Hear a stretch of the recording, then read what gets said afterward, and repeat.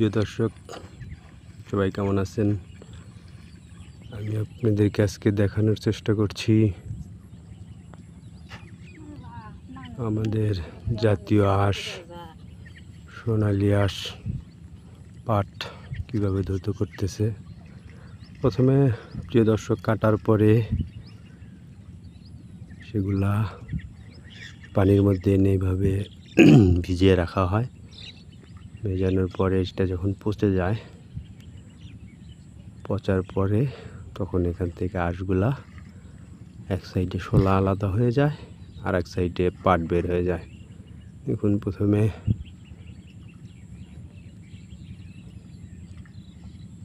কিভাবে ধৌত করতেছে।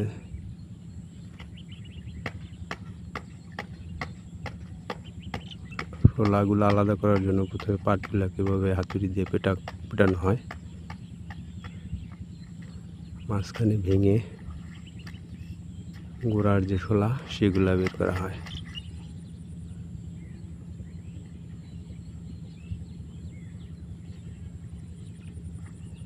গোড়ার শোলাগুলো বের করা হলো।